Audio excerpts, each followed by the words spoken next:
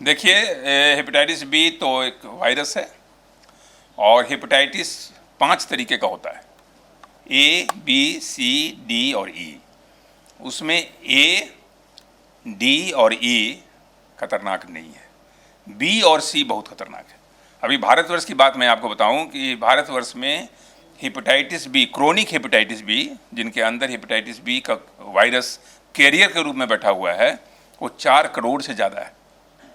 और hepatitis B और सी से रिलेटेड जो डेथ्स होते हैं इंडिया में, करीब करीब 2.5 लाख पर ईयर।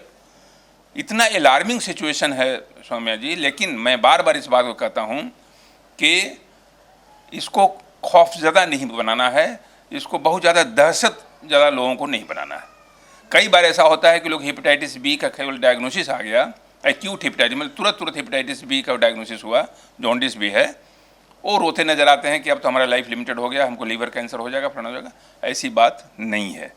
ऐसा माना जाता है कि एक्यूट हेपेटाइटिस बी, जिसको हम लोग कहते हैं कि तुरंत जिसको हेपेटाइटिस बी का वायरस अंदर गया, वो 95 to 98% केस में वो खुद ब खुद वायरस शरीर से बाहर चला जाता है।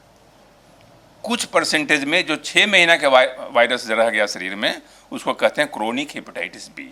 उसमें हम लोगों को अलार्मिंग है, उसमें सचेत होने की ज़रूरत है, उसमें हम लोगों को सतर्क होने की ज़रूरत है, क्योंकि क्रोनिक हेपेटाइटिस बी से सिरोसिस होगा, लीवर कैंसर होगा और लीवर फेलियर, जो मैं सिरोसिस की बात कर रहा था, तो वो खतरनाक है। और जहाँ तक हेपेटाइटिस बी का सवाल है, ये सौम्या जी समझने की ज़रूरत है कि इसका भी जो फैलाव है वो 3 तरीके से होता है।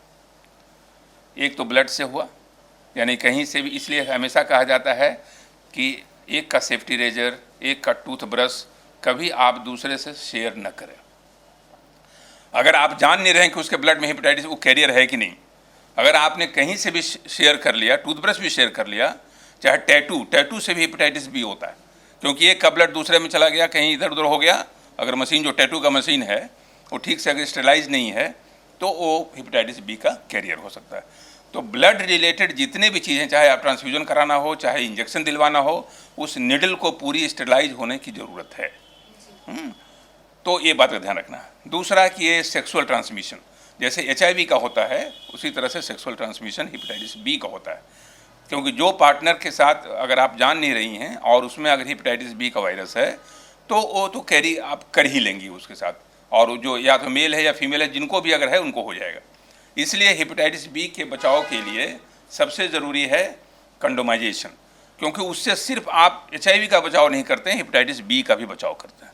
तो ये सेक्सुअल ट्रांसमिशन। तीसरा है मदर टू चाइल्ड ट्रांसमिशन, कि प्रेग्नेंट अगर मदर है और उसमें हेपेटाइटिस बी है और आपने ठीक से उसका इलाज नहीं किया, तो ये डेफिनेट है कि मदर से चाइल्ड में वो ट्रांसमिशन होगा। वो चाइल्ड जो पैदा लेगा वो हेपेटाइटिस बी के साथ पैदा लेगा, उस पर भी ध्यान देने की ज़रूरत है, नहीं तो वो बाद में कैरियर बन के उसको लीवर कैंसर, लीवर मैलिग्नेंसी की पूरी गुंजाइश आती है।